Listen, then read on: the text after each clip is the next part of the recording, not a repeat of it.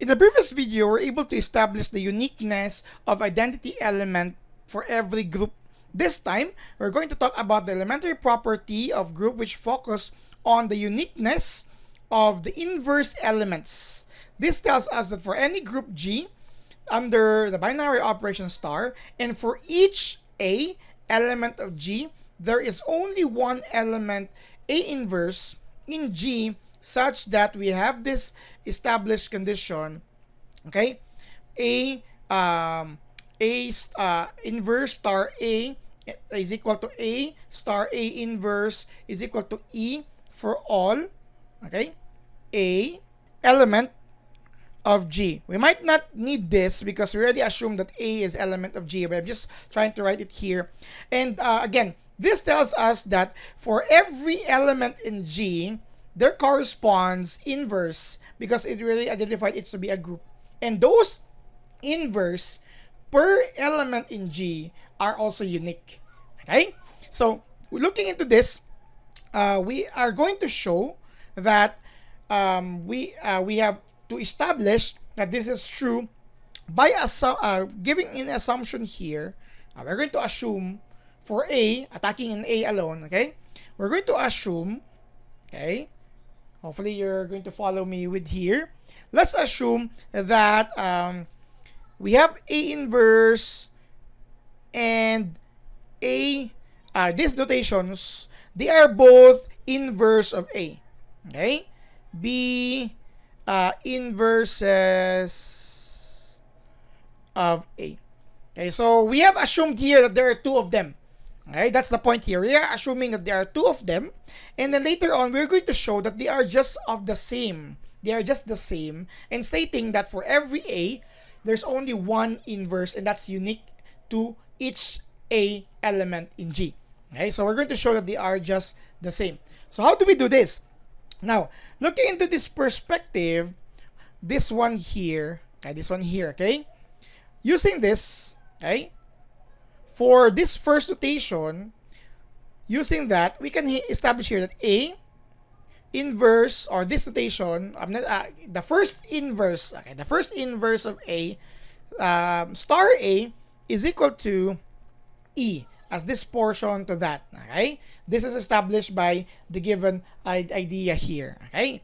Now, for the assumed second inverse, we can also say that A, that notation, star A is also equal to E, following this notation as well. So, because when we talk about inverses, if we're going to operate it with using the same operation star to its A, okay, assuming A inverse A, it will result to identity element. Similar here, since we have assumed that this is also another inverse of A, when we operate them, it's just equal to the identity element here as well. Now, combining these two, because they are both equal to identity element of A, by transitive property, we can say that this portion, the first inverse of A to be operated with A is just equal to the second inverse of A to be operated with star operation to A by transitive property. Now, from here, we have established this because they are both equal to identity. Now, earlier, we have assumed that they are different. However, looking into this, by right cancellation law, and we have shown this property of group as well. So you might want to review that. By right cancellation law, since we can see that in the right portions of each operation found in both sides of the equation, we have the same element A and A here. By right cancellation law, this tells us, sorry for that. By right cancellation law, we can simply remove this or cancel that, leaving the first entries on our left. The first inverse is just equal to the second inverse. What does this tell us? Earlier, we have assumed that there are two of them. But bottom line, they are just the same. This shows that the inverse element of A in G is simply unique. There's only one type of inverse. Okay? Now, since we have the second statement here, okay, let's assume the same situation for considering that there are two inverses. For the first inverse, okay, what we can use here is the second statement here. We can say that A star, the first inverse, is equal to E, as again, as we operate A to its inverse, its identity element. Similarly, when we assume that there is another inverse to A, if we're going to operate A to A inverse, it's also equal to identity given by this. Now, same thing as earlier, they are both equal to this identity element. Hence, by transitive property, this left-hand side, A star A first inverse is equal to A star A second inverse.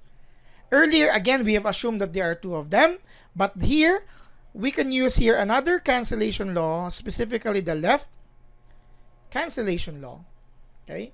The left cancellation law, which states that since A is found on the left portions of each operations under the same star, we can simply cancel that, leaving the right entries, the first inverse is just equal to the second inverse. So same thing as earlier, we have shown that they are just the same when we assume that there are two inverses of A.